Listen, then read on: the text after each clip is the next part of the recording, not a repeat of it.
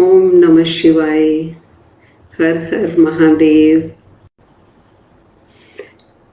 आज बसंत पंचमी है और वैलेंटाइन डे भी है। तो बसंत पंचमी पर ज्ञान की देवी सरस्वती की पूजा की जाती है और हमें महादेव जी का दिव्य ज्ञान जो अब सुनने को मिल रहा है, अगर हम उसको ध्यान से सुनेंगे, समझेंगे, एक्सेप्ट करेंगे और उसके बाद फिर पुरुषार्थ करेंगे धारण करने के लिए, तभी हम कह सकते हैं कि हमारा जो प्रेम है महादेव जी के प्रति वो रियल प्रेम है, सच्चा प्रेम है। तो अभी हम वैलेंटाइन डे पर महादेव जी की साथी आत्माएं हैं जो उनके जैसा बनकर उनके ही धाम मूल वतन में जा पाएंगे। और जो आत्माएं महादेव पर विश्वास करती हैं, उनसे प्रेम करती हैं, जिनके साथ हमारा जन्म जन्म का रिश्ता है, तो उनसे आज के दिन हम प्रतिज्ञा करेंगे कि उनके बताए ज्ञान के अनुसार हम पुरुषार्थ करेंगे। और आज फिर हम उसी ज्ञान को आगे बढ़ाते हैं।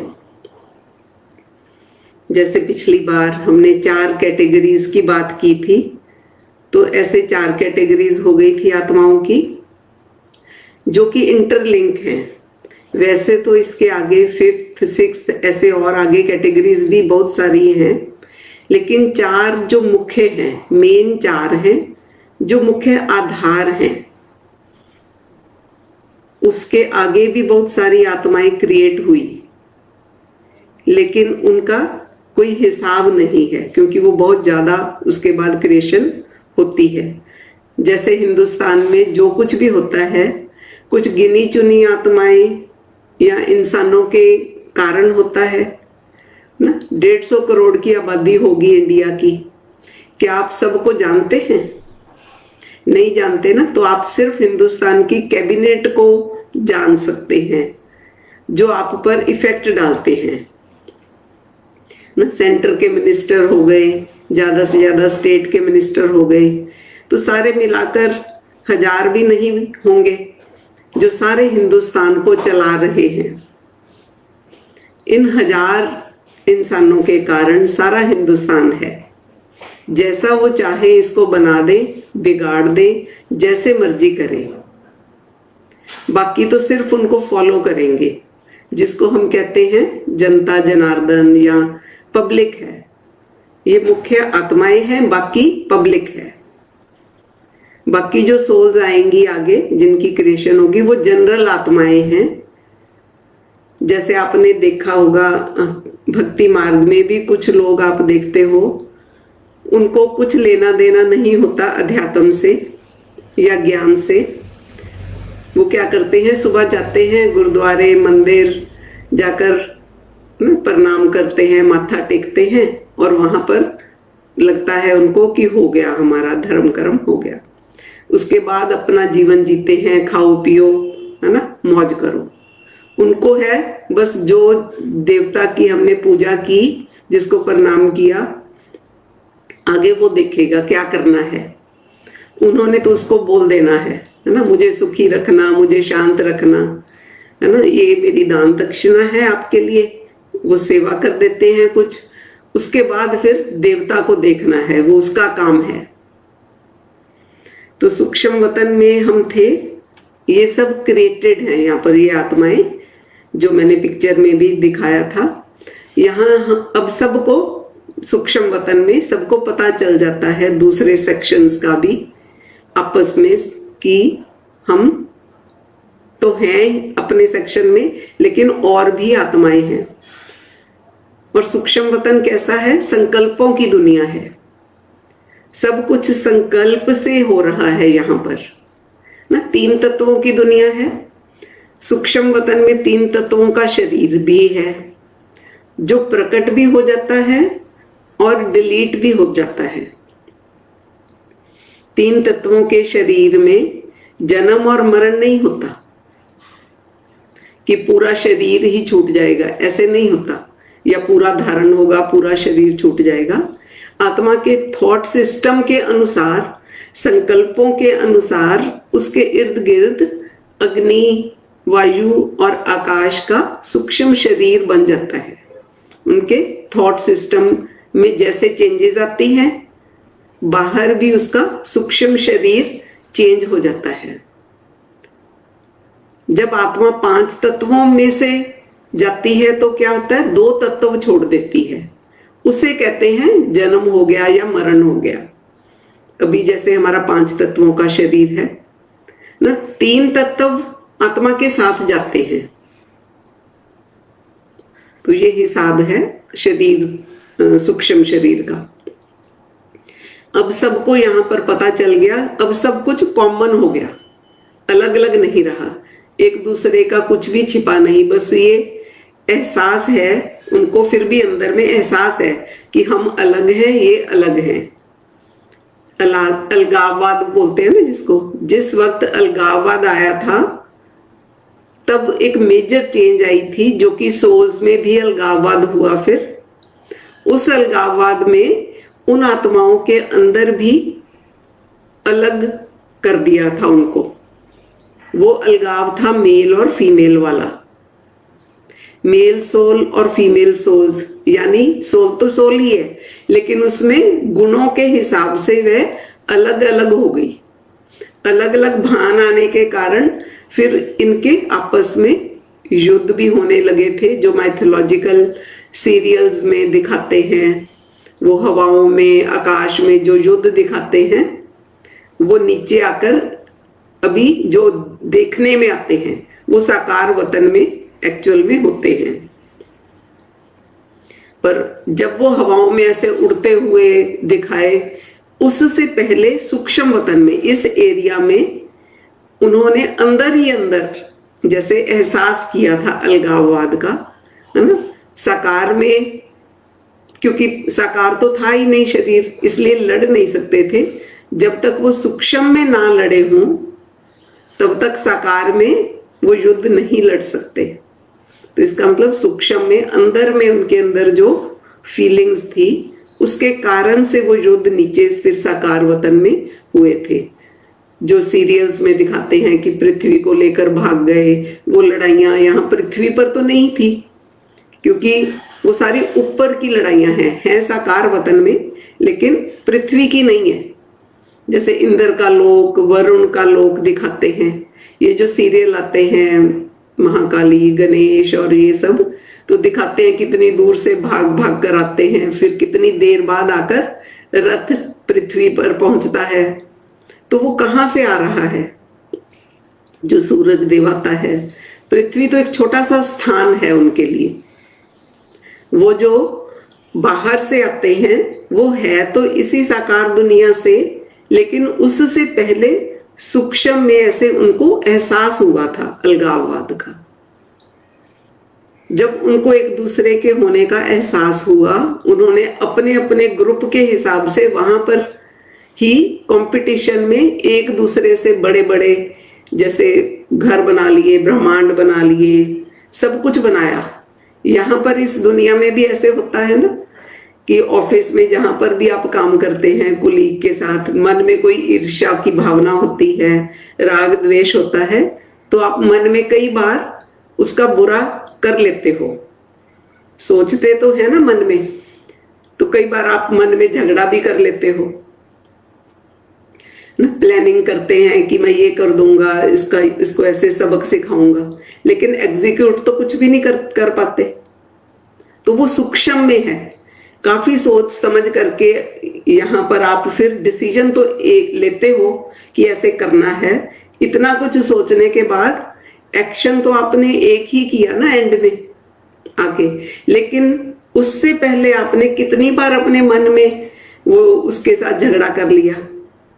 वो अभी हमें लगता है कि यहाँ पर हम कर रहे हैं, पर रियल में वो यहाँ पर सूक्ष्म वतन में वो झगड़ा सूक्ष्म में हमने किया था। यहाँ तो साकार में शरीर है तो एक्शन में आ जाता है, है ना। लेकिन यहाँ पर जो हुआ है ना, एक्चुअल में यहाँ सूक्ष्म वतन में जो हुआ वही सबका रियल था। वहां ऐसा नहीं था कि 10 बार सोचो 1 बार करो, जो सोचा वही हो गया, ऐसे था। जो सोचा वही सामने नजर आता था, जो सोचते थे वो कर देते थे, मतलब कर देते मतलब वो नजर आ जाता था कि क्या सोच रहे हैं। वहां जब झगड़े हुए और मेल फीमेल सोल्स अलग अलग हुई, है ना, चारों कैटेगरीज में से मेल फीमेल अलग अलग होने लगे अग्नि तत्व के प्रभाव से। अग्नि तत्व भी प्रकट हुआ आत्माओं के संकल्पों से। तो मुख्य बात जो अपने समझनी है, ये जो मेन 4 आत्माएं बताई, जो इनके लीडर हैं, महादेव, विष्णु, है ना, ब्रह्मा और शंकर, ये जो मुख्य 4 आत्माएं हैं, इनमें से भी फीमेल आत्माएं अलग होती हैं। जैसे ब्रह्मा के साथ सरस्वती, शंकर के साथ पार्वती, विष्णु के साथ लक्ष्मी, इन तीनों का सबको इसलिए पता है क्योंकि ये तीनों साकार में हैं, क्योंकि सूक्ष्म वतन के देव हैं। जो ऊपर का लोक है, मूल वतन, वो किसी को याद नहीं रहता। जैसे नीचे आपके 3 शरीर हैं, एक तो साकार शरीर जिसमें एक्शन हो जाता है, जो एग्जीक्यूट होता है।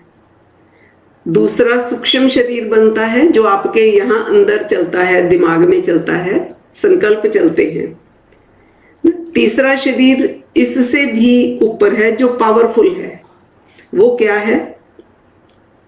जो आपके दिमाग में चलता है, जो जैसे पॉजिटिव या नेगेटिव चलता है ना, संकल्प चलते हैं, सारा कुछ दिमाग में चलता है। आपके जो दिमाग में चलता है, क्या वो सारा कुछ हमें याद रहता है? भूल जाते हैं ना कुछ चीजें। सोचते तो बहुत कुछ है, बहुत से लोगों के प्रति भी सोचते हैं, लेकिन फिर भूल जाते हैं। याद क्या रहता है? वो है फीलिंग्स। अगर आपको किसी से कोई फील आ गई ना, दुख की या सुख की, वो फील आपको लंबे समय तक याद रहती है। किसी ने आपको धोखा दे दिया या दुख दे दिया, फील आ गई कि ये इंसान बहुत ज्यादा गलत है, तो ये बात आप जल्दी से नहीं भूलेंगे। जो मूल वतन है, ये फीलिंग्स वाला वतन है। तो ये फीलिंग्स जो होती हैं ज्यादा समय तक अंदर रहती हैं। जैसे इन 3 आत्माओं की शक्तियां प्रकट हुई ना, तो ये जैसे क्रिएशन नीचे से शुरू हुई थी, ऐसे ही नीचे से शुरू होता है, तब फिर एंड में होता है। महादेव से भी एक शक्ति अलग होती है। जैसे बताया था कि प्रभाव पहले नीचे आता है, फिर धीरे धीरे ऊपर की तरफ जाता है।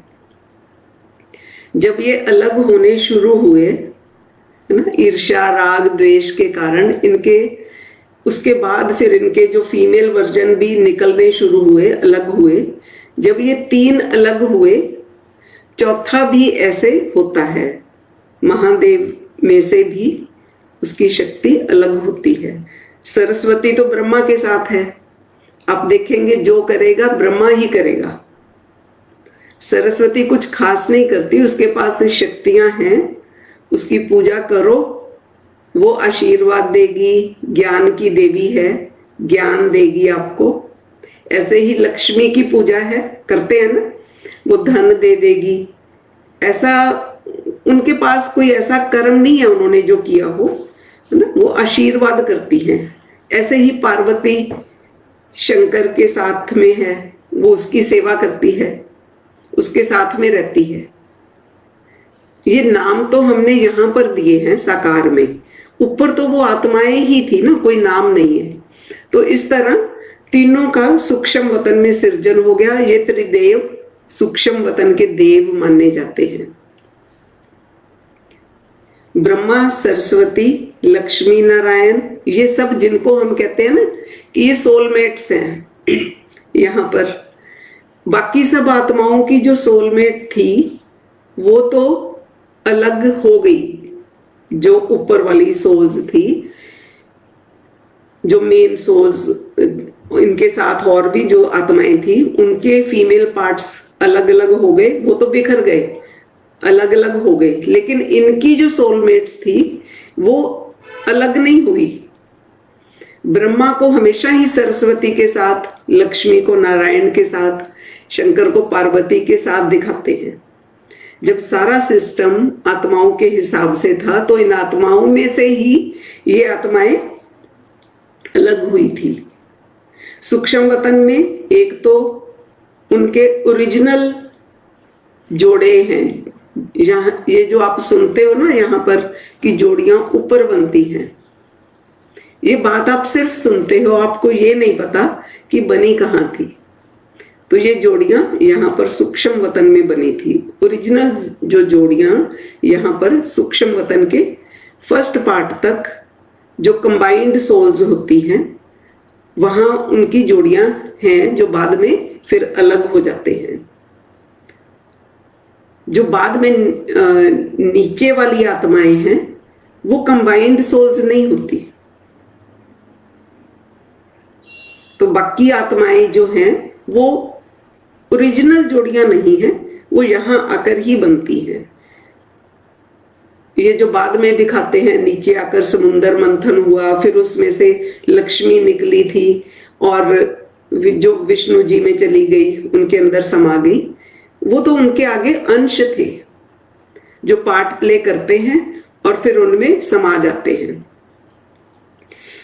तो ये जो चार मुख्य आत्माएं हैं ये कभी भी पूरी तरह से नीचे नहीं आती, इनके अवतार होते हैं। बाकी सारी आत्माएं एज इट इज नीचे आती है। जैसे ब्रह्मा के अवतार हुए, चार मानस पुत्र पैदा कर दिए ना इस सृष्टि को चलाने के लिए, उन्होंने ऐसे अंश पैदा कर दिए। ऐसे ही विष्णु के अंश अवतार होते हैं। विष्णु खुद नहीं कभी आते अपना स्थान छोड़कर, उस विष्णु का एक अंश है नीचे और अपना काम करके चला जाता है। उनकी ऐसे कोई कर्म फिलॉसफी नहीं बनती। इन चारों का ये हिसाब है, इसलिए ये हमेशा ही कलयुग में भी देव ही रहते हैं, क्योंकि इनकी डिविनिटी वहां स्टेबल है। फिर जब इतने झगड़े शुरू हो गए, जो इस सेक्शन वाले दूसरे सेक्शन वालों से झगड़ा करते थे, तो ये वीक हो जाते थे, कमजोर हो जाते थे। तो पावर लेने के लिए ब्रह्मा जी के पास जाते, शंकर या विष्णु के पास ही जाते थे, योग करते थे, साधना करते थे और शक्तियां लेकर फिर झगड़ा करते थे। फिर शक्ति लेते, पावरफुल हो जाते और फिर किसी न किसी से झगड़ा करते थी वो आत्माएं जो नीचे क्रिएट हुई फोर्थ कैटेगरी के बाद, किसी ना किसी का नाश कर देते थे। ऐसे चलता रहा। जब थर्ड और फोर्थ कैटेगरी की भी क्रिएशन शुरू होने लगी आगे की जब क्रिएशन शुरू हुई, उस वक्त तो सारा पता चल गया था ना पूरे ब्रह्मांड का। फिर किसकी संतान कहां जाकर रहने लगी कुछ नहीं पता लगता था। यहां तक तो अपने अपने सेक्शन में सीमित थे ना। जब तक 33 करोड़ देवी देवता थे, उनको एक सेक्शन का भान था। इसीलिए कहते हैं कि सनातन धर्म में ही मानते हैं 33 करोड़ जो देवी देवता हैं, किसी और धर्म में ऐसे नहीं मानते, पर उनको एक ही सेक्शन का याद है। तो ये मेल और फीमेल सोल्स दोनों मिलाकर 33 करोड़ थे, वहां पर जो अलग भी हो गए थे। जब ऐसे सारा सिस्टम आगे बढ़ने लगा, लड़ाई झगड़े शुरू हो गए, ईर्ष्या राग द्वेष शुरू हो गया। इन्होंने बहुत कुछ बना दिया कंपटीशन में, महल बनाए, बाग बगीचे अपने अलग अलग बनाने लगे। किसकी क्रिएशन कहां जाकर रहने लगी कुछ पता नहीं। जैसे कोई सोल है, वो झगड़ा करती करती आगे निकल गई और वो वहां जाकर उसने कुछ क्रिएट कर दिया, ब्रह्मांड क्रिएट कर दिया। तो उसने तो अपना यूनिवर्स उधर ही बना लिया ना। उसका ओरिजिनल आधार कहां पर है उसको भूल गया। ये आत्माएं तो खुद बिखर गई इधर उधर, फिर तो सारा एक ही हो गया, मिक्स हो गई सभी आत्माएं। किसकी संतान कहाँ कहाँ गई कुछ पता नहीं लगता था। तब क्या हुआ, धीरे धीरे स्थूलता प्रकट होने लगी, साकार वतन की शुरुआत होने लगी, स्थूल तत्व प्रकट होने लगे थे। पहले जैसे 3 तत्व थे, फिर जल तत्व और फिर पृथ्वी तत्व ऐड होने लगता है, तो ये साकार वतन की शुरुआत होने लगती है। ये कैसे हुई, यहां तक कितने ही यूनिवर्स इन्होंने बना लिए, सारे यूनिवर्स ना, इतना ये फैल गया। जो मुख्य आत्माएं थी ब्रह्मा वाली, ब्रह्मा की जो आत्माएं हैं, जैसे हमने बताया था ना 12, हर यूनिवर्स की जो मेन यूनिवर्स हैं, मेन ब्रह्मांड हैं 4, ऐसे ही जो 4 जो ग्लोब है वहां पर भी 4 जो आत्माएं हमने बताई थी 12, तो ब्रह्मा की जैसी भी 12 आत्माएं हैं जो ज्यादा इनमें इन्वॉल्व हैं ना, सब में। ब्रह्मा माना क्या, ये तो हम एक सेक्शन की बात करते हैं तो ब्रह्मा बोलते हैं ना, तो 12 सेक्शन की 12 आत्माएं हो गई। तो इस समय क्योंकि वो सब मिक्स हैं, हम तो सबका इकट्ठा कर रहे हैं ना। अब जो 12 मुख्य आत्माएं थी इस सर्कल की, इनका ब्रह्मा नाम इसलिए पड़ा क्योंकि ये 12 माएं हैं। मां क्यों कहते हैं, मां जन्म दे देती है, किसी चीज को क्रिएट करती है ना। जब सब बच्चे बिखर गए तो इन 12 आत्माओं ने एक प्लान किया, आपस में आप कह सकते हैं कि मीटिंग की। जब सारे बिखर गए, कौन किसका कहां चले गए, अब उनको वापस कैसे बुलाएं, कितने यूनिवर्स पता नहीं क्या क्या बन गया, और आत्माएं सब बिखर गई। तो आत्माएं कौन सी कहां चली गई है ना, आगे जाकर कितने क्रिएट कर दिया उन्होंने, कोई हिसाब नहीं। तो नीचे आकर सबको एक दूसरे का जब पता चल गया, सब मिक्स हो गई, इधर की उधर चली गई, उधर की इधर आ गई है ना, ऐसे हर सेक्शन से इधर उधर चली गई, गड़बड़ घोटाला हो गया। जो कि अब धर्मों में आप देख रहे हैं कि पहले वो सनातन धर्म में है, फिर वो मुस्लिम धर्म में चले गए, मुस्लिम धर्म वाले सनातन धर्म में या किसी और धर्म में चले जाते हैं। ये एक्चुअल में यहां पे हुआ था। पहले एक सेक्शन की आत्माएं एक में ही चल रहे थे, तो सूक्ष्म वतन में जो क्रिएट हुई आत्माएं वो वीक सोल्स थी। आगे चलकर जो आत्माएं क्रिएट होती हैं 4th कैटेगरीज के बाद, वो वीक सोल्स हैं। जैसे आप ऑफिस में भी हम देखते हैं, जहां पर काम करते हैं, कि हमें इस बात से कोई फर्क नहीं पड़ता कि हम कौन सा किस धर्म का है ना। वो देखते हैं कि पावर में कौन है, जो आपका बॉस है वो किस धर्म का है, ये नहीं देखते। ये देखते हैं कि उससे मेरा काम चलता है ना, तो हम उसी को खुश करते रहते हैं, चमचागिरी करते हैं। ऐसे ही ये जो सूक्ष्म वतन वाली वीक सोल्स थी, वो दूसरे सेक्शन वाली पावरफुल सोल्स पर भी अट्रैक्ट हो गई। दूसरे सेक्शन वाली इधर वालों से अट्रैक्ट हो गई, क्योंकि पावरफुल सोल्स में तो कोई भेद नहीं था ना, वो तो सभी एक जैसी ही होती हैं।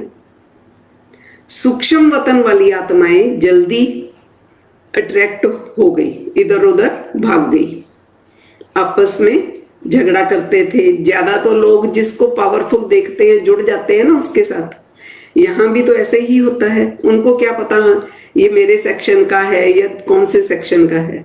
पावरफुल होना चाहिए, जहां से भी कुछ मिलने की उम्मीद होती है वो वहीं चला जाता है।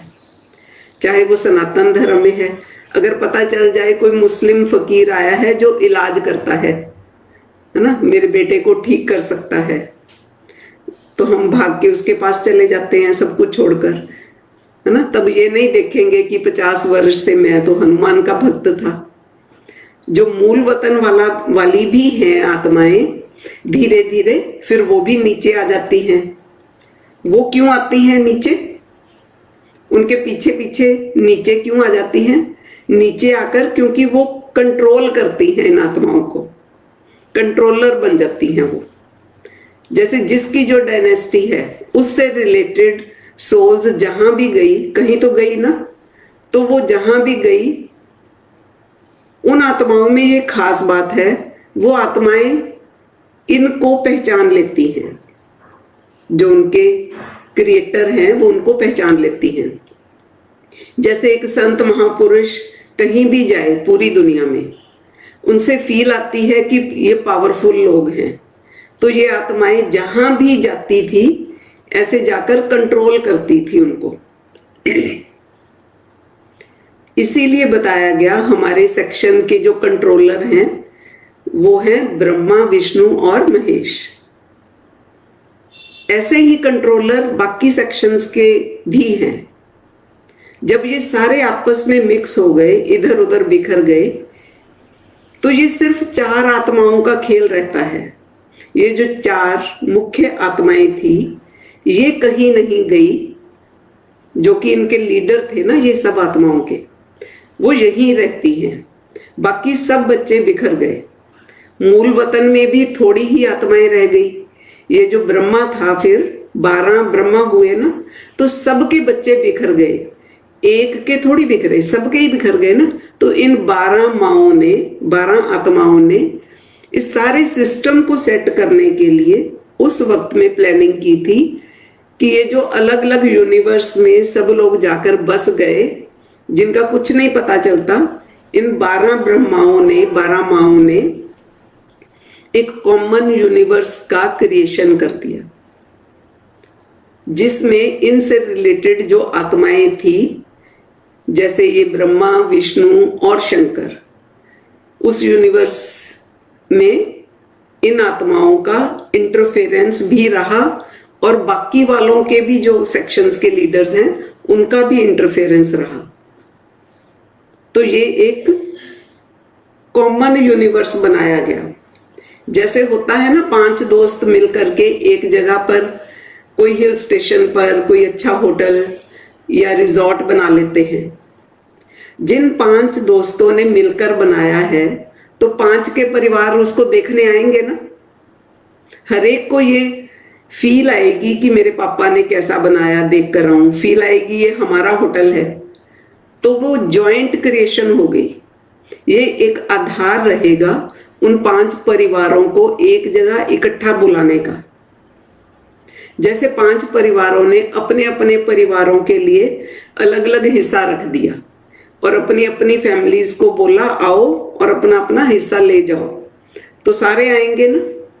तो ऐसे उन्होंने एक ऐसे बड़े यूनिवर्स का निर्माण किया जो कॉमन है, जिसमें सबका ही अंश है, जिसमें 12 माओं का अंश है। और उस यूनिवर्स को पालने की जिम्मेदारी 12 विष्णुओं ने ली और इनमें समय प्रति समय जो भी बुराई आई उसको ठीक करने की जिम्मेदारी शंकर जी ने ली। इसलिए ब्रह्मा, विष्णु और महेश, इन तीनों का उस यूनिवर्स में इंटरफेरेंस रहा। तो अभी उन करोड़ों यूनिवर्स में से इस एक कॉमन यूनिवर्स की बात कर रहे हैं हम। अब इन सोल्स की जितनी भी क्रिएशन रही उन सब के मुख्य हेड तो यही है ना, ये 4 आत्माएं। तो बच्चे आपके चाहे किसी भी कंट्री में जाकर बस जाएं, उनको एहसास होता है ना कि मेरे दादाजी, मेरे पापा जी या तो इंडिया में हैं, ये एहसास रहेगा उनको। आए चाहे ना आए, कभी मिलने चाहे ना आए, इसी तरह वो जहां जहां भी गए उनको एहसास तो था ना कि यहाँ पर हमारा कॉमन यूनिवर्स है।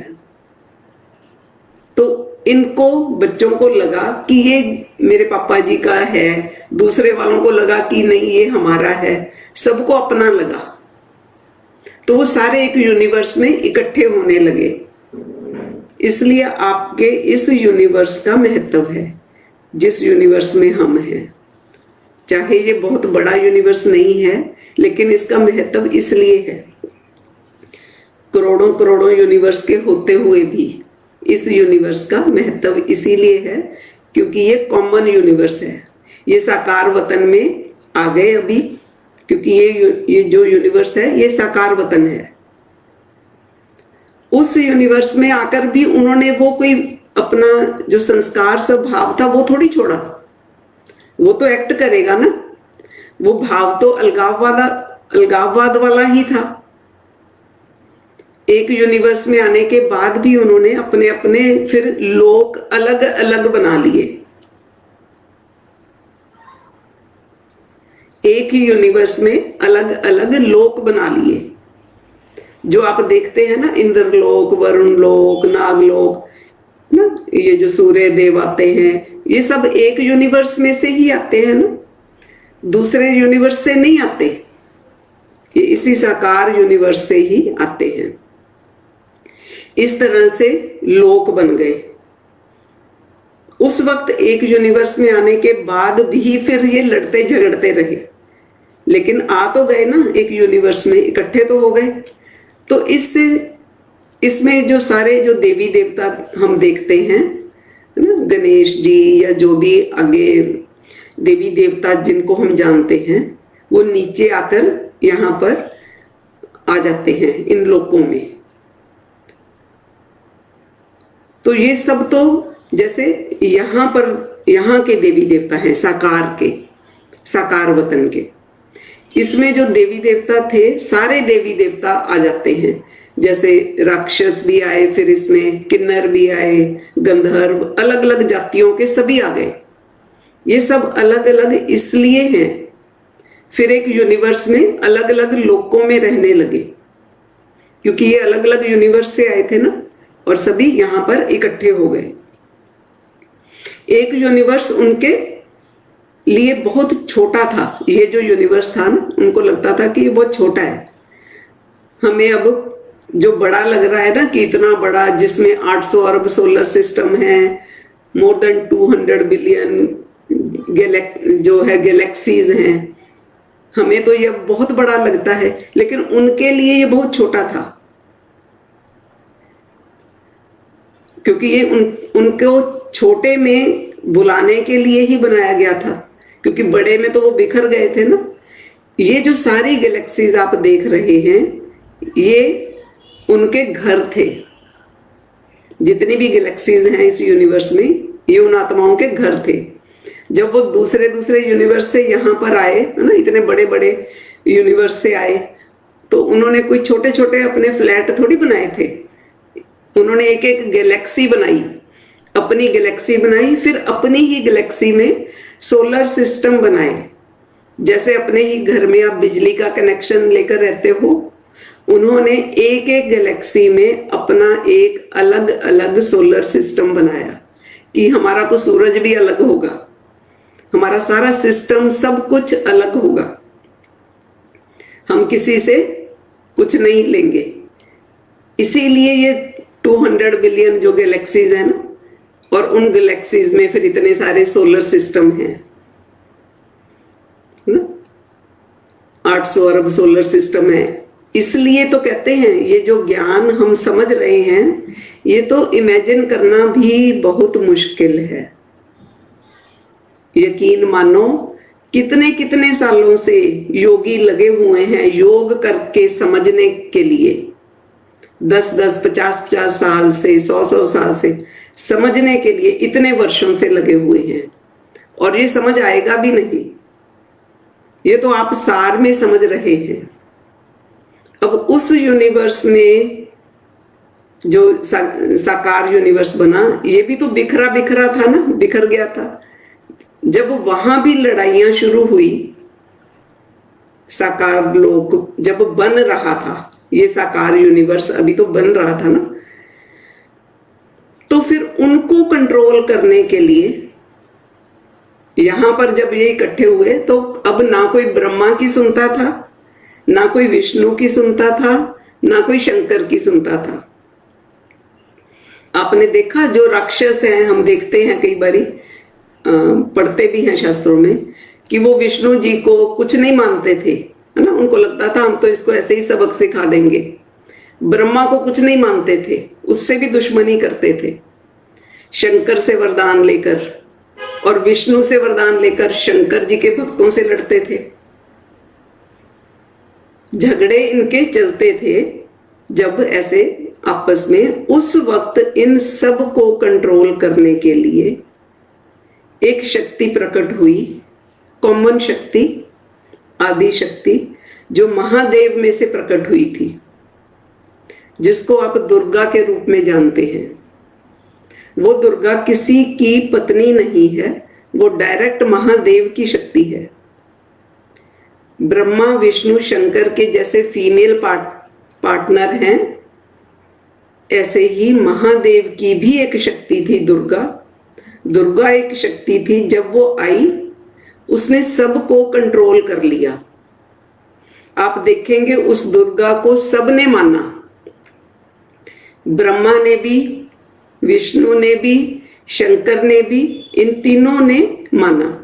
दुर्गा का जब आप जागरण करते हो, माता रानी का दरबार लगता है ना, माँ दुर्गा का, उसके दरबार में शंकर भी खड़ा होता है, विष्णु भी खड़े होते हैं, ब्रह्मा भी खड़े होते हैं, उसमें हनुमान जी भी हैं, राम जी भी हैं, सभी होते हैं।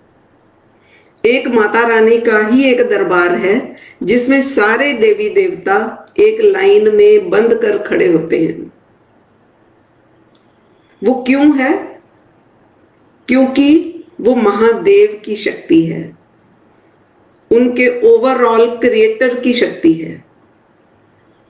जिनकी ये शक्तियां हैं ना, सरस्वती, पार्वती, लक्ष्मी, उनका खुद का भी तो क्रिएटर है ना। उसकी जो शक्ति प्रकट हुई वो मां रूप में सबने स्वीकार कर ली कि ये तो माता है, हमारी मां है, हमारा जो मेन क्रिएटर है उससे प्रकट हुई ये शक्ति है। इसीलिए शंकर ने भी उसको मां कहा, विष्णु ने भी मां कहा, सबने मां रूप में माना। इसीलिए उसे अंबे रानी, महारानी सब बोलते हैं। मां दुर्गा को और धर्मों में भी मानते हैं शक्ति के रूप में। उसका दरबार आपने देखा होगा, शंकर जी एक तरफ खड़े होते हैं, विष्णु जी भी बैठे होते हैं साइड में, है ना। एक माता रानी का ही एक दरबार ऐसा है जिसमें सारे देवी देवता ऐसे करबद्ध होकर बैठे होते हैं। दुर्गा जी के प्रकट होने का कारण क्या था? क्योंकि ये सारे ऐसे लड़ाई झगड़ा करते थे, शैव मत बन गया, विष्णु मत बन गया था, तो फिर उस शक्ति का आना हुआ था। जो दूसरी आत्माएं हैं आगे, वो कोई भी शरीर धारण करेंगी। अब जो आगे क्रिएशन होती है ना आत्माओं की, ये भी हमने समझना है कि आत्माओं की क्रिएशन सिर्फ सूक्ष्म वतन तक होती है, साकार वतन में क्रिएशन नहीं होती। तो जो आप फिर हम पूछते हैं ना कि ये जो आप जानवर देखते हैं, क्या इनमें भी आत्मा होती है? ऐसा भी पूछा जाता है। तो जो आगे आत्माएं होंगी ना, जो वीक सोल्स होंगी, वो कोई भी शरीर धारण करेंगी। जो आप जानवर देखते हैं, वो जो क्रिएट हुई हैं आत्माएं, बाकी सोल्स, उनका क्रिएट होने का पहले आप आधार देख लो, किस वक्त में उनकी क्रिएशन हुई, है ना। वो जिस वक्त जो सोल क्रिएट हुई, उस आत्मा के अंदर कितना क्रोध था, ईर्ष्या, जलन, सब कुछ था। आज भी हम देखते हैं जो बच्चे पैदा होते हैं, क्या क्रिएशन के समय माँ बाप के सात्विक विचार होते हैं? इसी तरह वो जो सोल्स क्रिएट हुई थी, वो उनके थॉट सिस्टम के अनुसार क्रिएट हुई थी। उसके अकॉर्डिंग ही ये जो आप इतनी सारी योनियां देखते हैं, सांप की, कुत्ते की, बिल्ली की, शेर की, है ना, ये सारी वहां ही बन गई थी। वो जो सोल्स क्रिएट हुई आगे, उनकी सोच से, उनकी सोच के कारण से, उन सोल्स ने यहां पर फिर मनुष्य शरीर थोड़ी धारण किया। वहां पर तो वो आत्माएं ही है ना, वो वीक सोल्स थी, उन्होंने वैसे ही शरीर धारण किए और वैसे ही उनके अंदर गुण आ गए। जैसे शेर में गुस्से का गुण है, दहाड़ने का गुण है, तो वो किसी के गुस्से से ही क्रिएट हुई है। उसके अंदर मुख्य रूप में कौन सा गुण है? ना, मूल में उस आत्मा के क्या है ये मायने रखता है ना, मूल में क्या है। इन 4 कैटेगरीज की आत्माओं के मूल में कुछ और है। और जितनी भी आत्माओं की क्रिएशन हुई उसके बाद साकार वतन से पहले जो हो चुकी थी क्रिएशन, उनकी क्रिएशन तो हो चुकी, अब यहां पर वो आ रही है साकार में। सारी तरह की सोल्स ऊपर क्रिएट हुई थी, जिनमें हर तरह की सोल्स हैं, जिनमें 4 प्रकार की तो मुख्य आत्माएं हैं। वो वाली सोल्स हैं जो मनुष्य शरीर धारण करती हैं। जो पहली 4 कैटेगरीज हैं वो मनुष्य शरीर ही धारण करती है। आगे जो भी आत्माएं क्रिएट हुई, मनुष्य शरीर होते हुए भी उनके अंदर जानवरों जैसे स्वभाव संस्कार हैं। जानवरों का स्वभाव कैसे होता है, किसी में गुस्सा ज्यादा है जैसे, या फिर सांप को समझते हैं कि वो धन पर कुंडली मारकर बैठता है। ये तो इंसानों में भी है, उस सांप का भी तो यही गुण है ना। उसने उस गुण को रियल में जैसे गुण के द्वारा सांप का शरीर ले रखा है। ये सब कुछ सूक्ष्म वतन में हुआ था, साकार में तो ये प्रकट हो गए। यहां पर आत्मा वैसी है लेकिन प्रकट यहां पर साकार में हुई। जैसे आपने देखा होगा इन सब देवी देवताओं के वाहन जो साकार वतन में दिखाते हैं, देवी देवता सबके वाहन जो है वो सारे पशु पक्षी हैं। विष्णु जी का वाहन है गरुड़, है ना। विष्णु जी वहां सूक्ष्म वतन में थे, तो वहां कहां से आया गरुड़ पक्षी? इसका मतलब वहां प्रकट हो गया था, वो आत्मा प्रकट हो गई थी।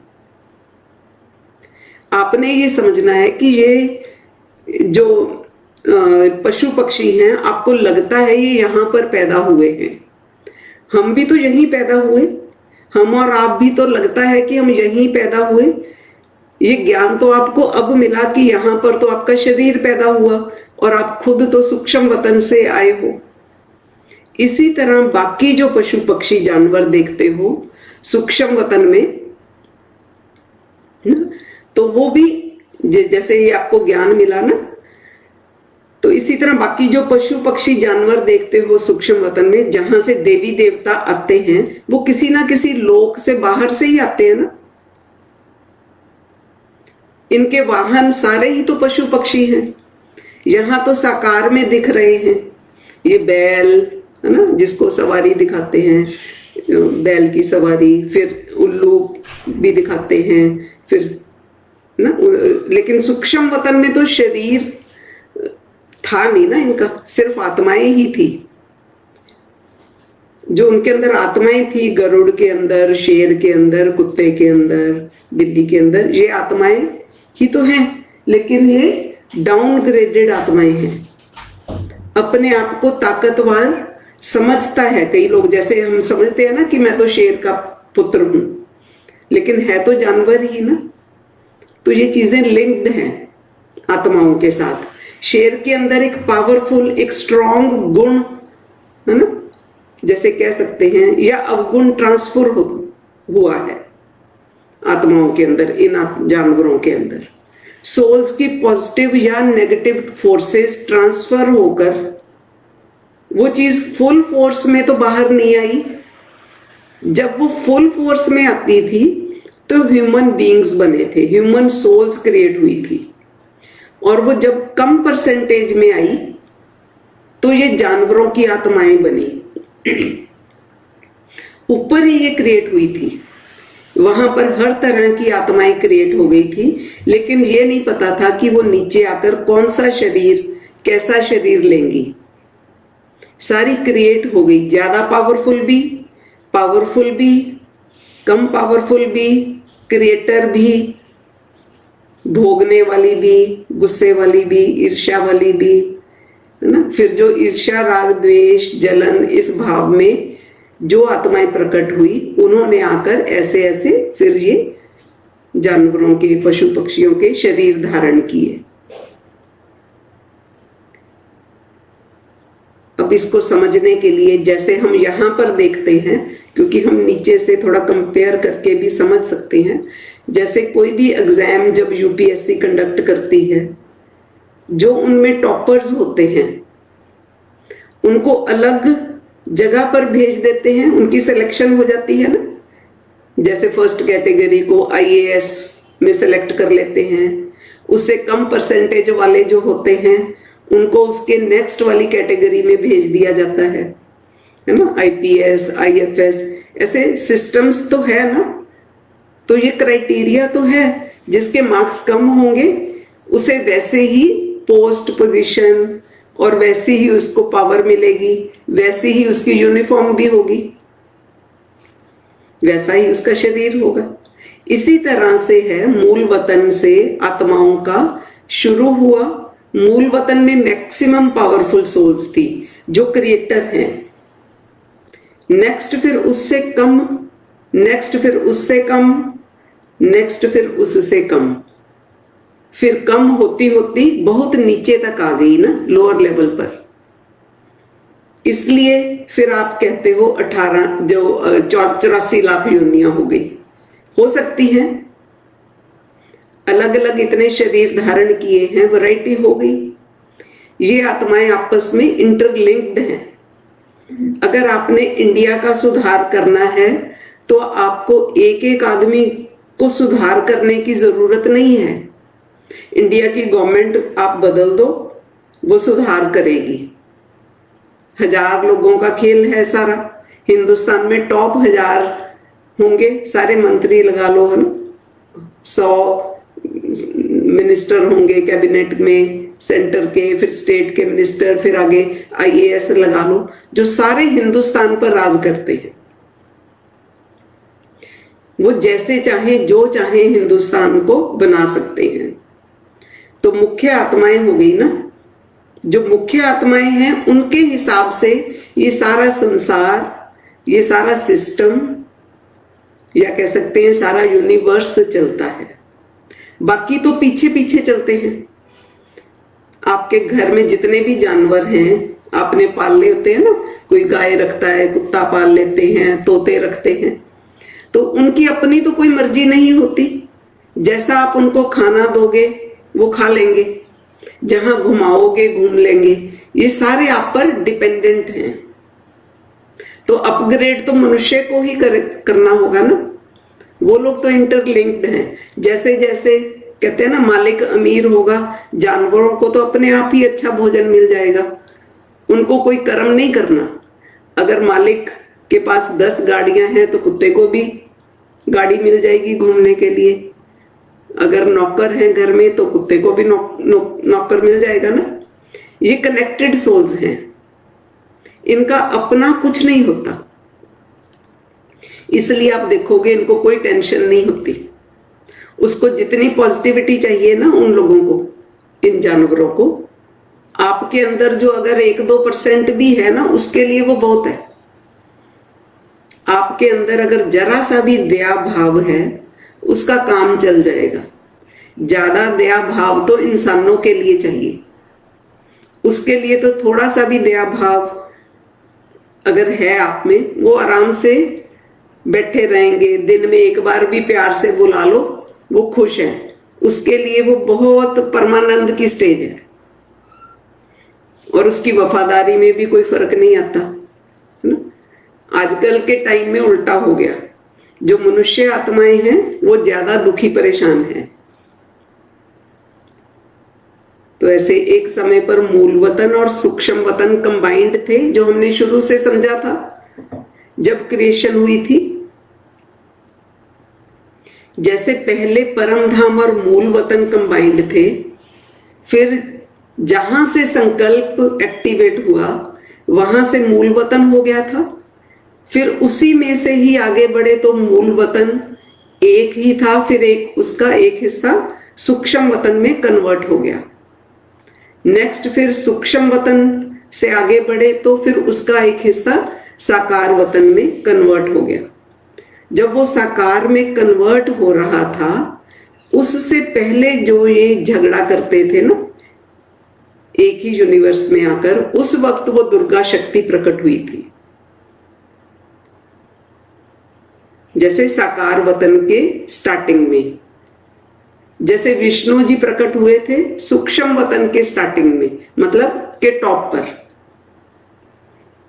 ऐसे ही साकार वतन के टॉप में दुर्गा शक्ति प्रकट हुई थी, क्योंकि उनके झगड़े जो बढ़ गए थे, बढ़ते जा रहे थे ना, उनको कंट्रोल करने के लिए वो प्रकट हुई थी। फिर ये साकार वतन बन गया। साकार में तो दिखाया गया है ना कि आप कहाँ से उसको जानते हैं, दुर्गा देवी को, जब मधु और केटप नाम के दो राक्षस हुए।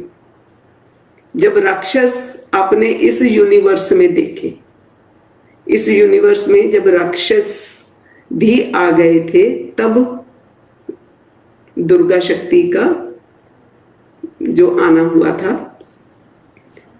तब पृथ्वी नहीं अभी बनी थी, पृथ्वी पर नहीं हुआ था ये सब, तब माता रानी ने, लेकिन वो था साकार वतन ही, तब माता रानी ने सबका संहार किया था।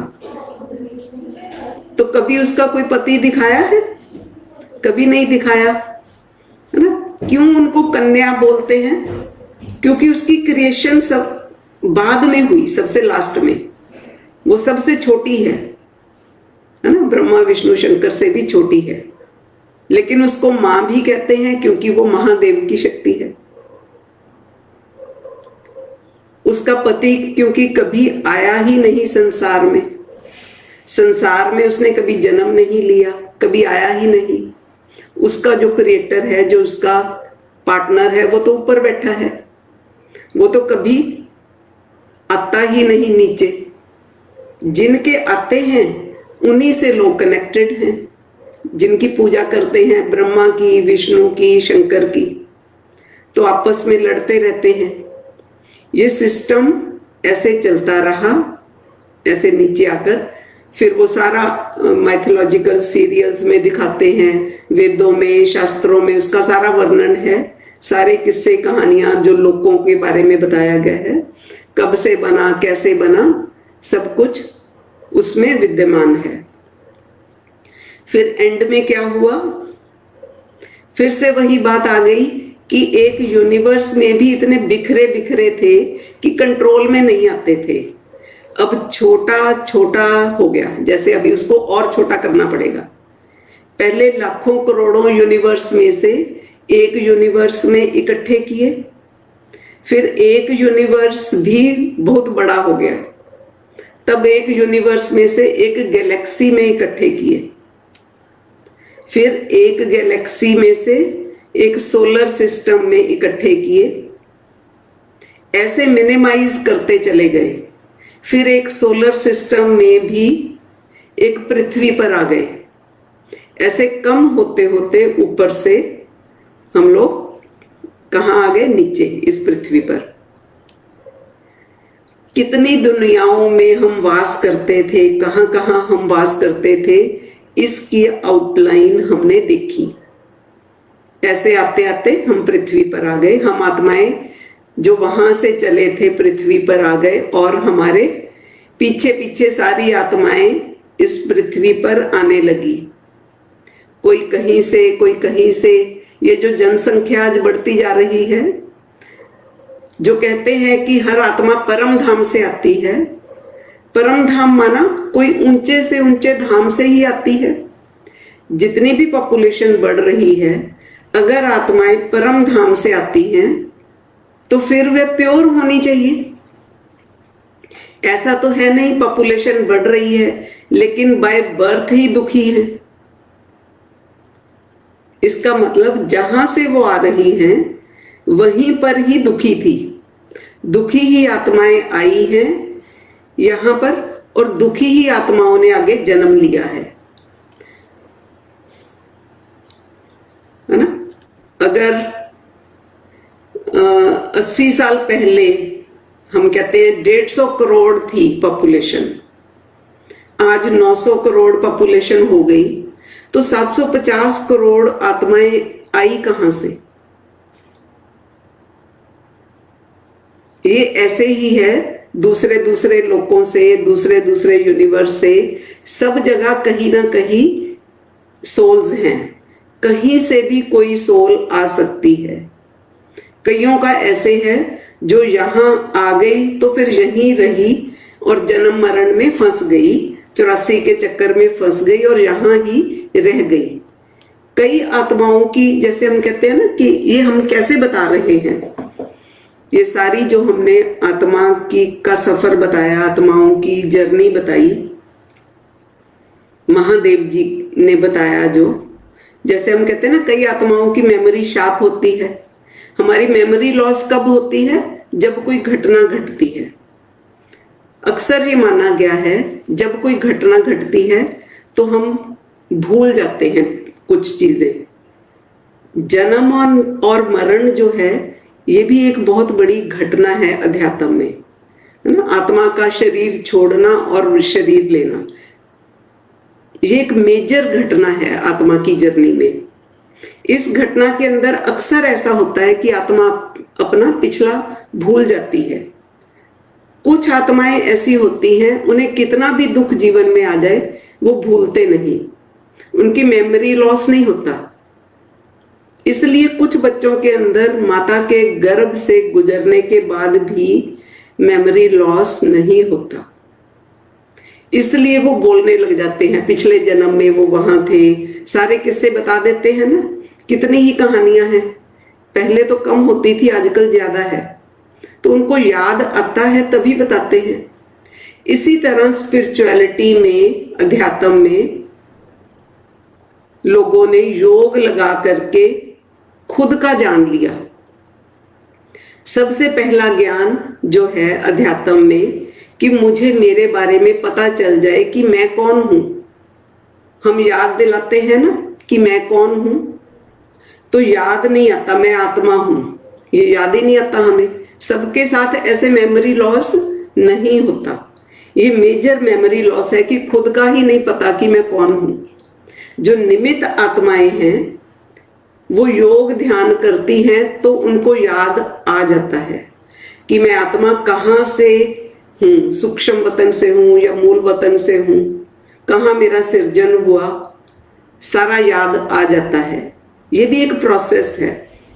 सबको याद इसलिए नहीं आता क्योंकि जो बाकी आत्माएं हैं जो जन्म लेती हैं, यहाँ पर बार बार जन्म लेती हैं, है ना, तो उनका अक्वायर्ड सेल्फ बहुत हावी होता है, तो उनको खुद का याद नहीं आता। कोई याद करवाता है तो याद आता है। जैसे आम इंसान अगर बेहोश हो जाते हैं, है ना, जिसको जो खुद ही बेहोश हो जाए तो वो दूसरों को तो उसको पता ही नहीं। या फिर यह भी कह सकते हैं सभी बच्चों को तो अपना पिछला जन्म याद नहीं आता। ये भी तो रेयर है ना, लेकिन है तो, यह तो नहीं कह सकते कि याद नहीं आता। इसी तरह ऊपर का जो सिस्टम है वो तो बहुत ही गिनी चुनी आत्माओं को याद आता है। किन आत्माओं को याद आता है? जब सारी आत्माएं नीचे आ जाती हैं और हम देखते हैं जो भी वेदों शास्त्रों में ज्ञान है, उन आत्माओं ने, संतों ने, महापुरुषों ने कुछ धुंधला धुंधला सा जब उनको याद आता है ना, उन्होंने बताया है ना कि ऊपर कोई सचखंड है, स्वर्ग है।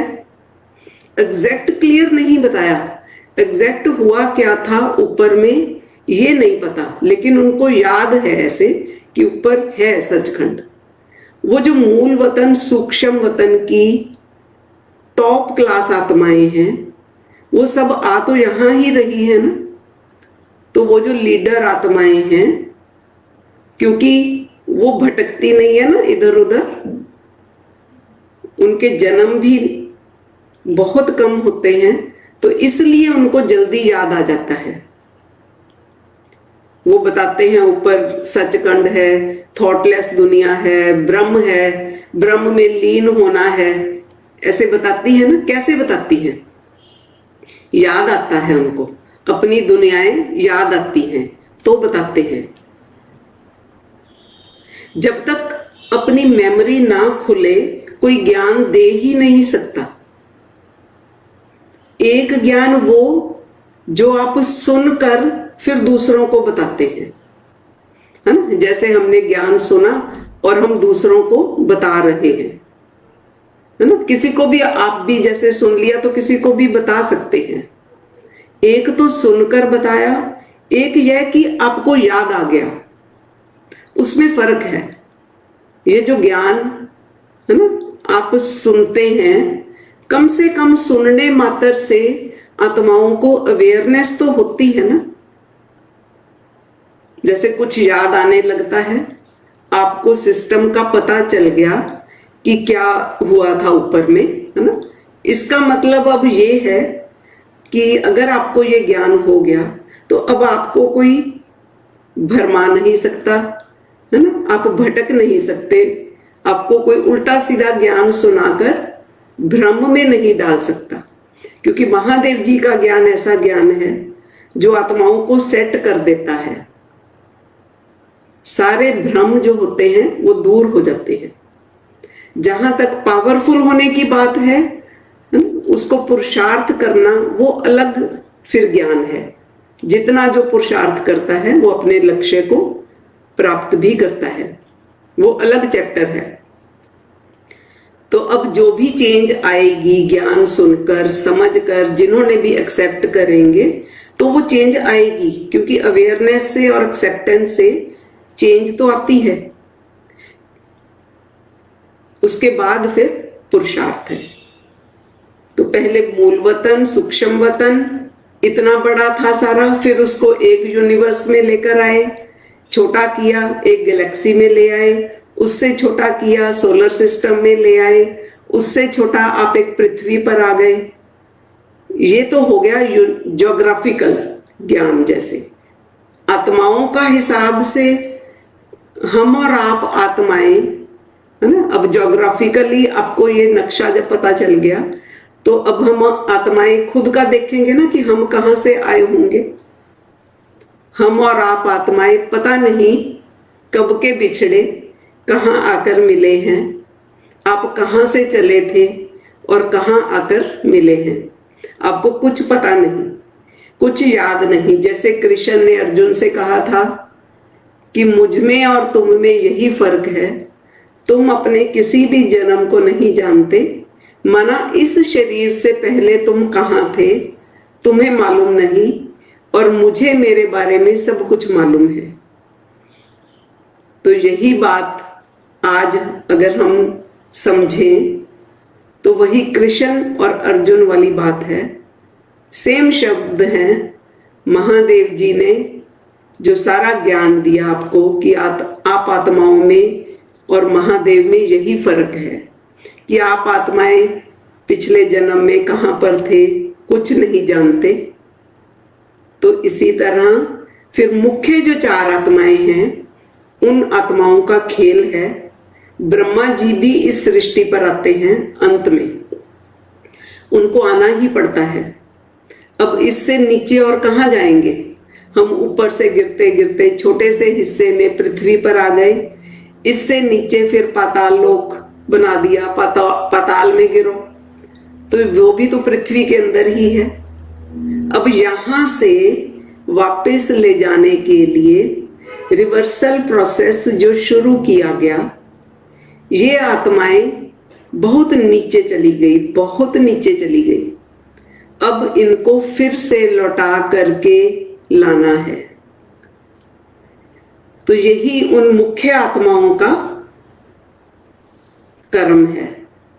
ये कार्य आरंभ हुआ आज से करीब ना 80 साल से भी पहले, 88 इयर्स हो गए। आत्माओं को वापस लौटाने का काम शुरू हुआ जब ब्रह्मा, उस श्रृंखला में ये जो चार आत्माएं हैं, ब्रह्मा विष्णु शंकर, इनका रोल शुरू हुआ इस पृथ्वी पर। ब्रह्मा जी फुल फोर्स के साथ इस पृथ्वी पर आए अपने संपूर्ण रूप के साथ। ये चार आत्माएं ऐसी हैं जो अपना स्थान नहीं छोड़ती, है ना, लेकिन आ जाती हैं। वो कैसे आती हैं वो अलग ज्ञान का विषय है। वो आ जाती हैं इस संसार में, इनका एक रूप एज इट इज बरकरार रहता है ऊपर में। ब्रह्मा जी आए, उन्होंने अपना एक रोल शुरू किया, और फिर ये कैसे ये ज्ञान स्टार्ट हुआ वो फिर हम एक अलग क्लास करेंगे उस पे। तो ये एक लेवल आपका यहाँ पर कंप्लीट हुआ, ये जो दिव्य ज्ञान था। तो ये मुख्य 4 आत्माएं हैं जिनके ऊपर पूरी जिम्मेदारी रहती है अपने सेक्शन की। जितनी भी आत्माएं यहाँ थी वो तो बिखर गई थी ना, अब उनको ये एहसास हो रहा है इन सब आत्माओं को वापस लौटना है। लेकिन आत्माओं का हिसाब ऐसा है कि वो खुद को ही भूल गई, अब ऐसी आत्माओं को वापस लौटाकर लाना है। तो यहाँ पर अभी हम इस ज्ञान को सुना हमने, समझकर फिर अपना पुरुषार्थ शुरू करेंगे, तभी हम जहां से हम आए हैं वहां वापस, कहते हैं ना वापस अपने घर जाना है, वहां जा पाएंगे। तो महादेव जी का बहुत बहुत धन्यवाद और आप सभी दिव्य आत्माओं का भी धन्यवाद। ओम नमः शिवाय। हर हर महादेव।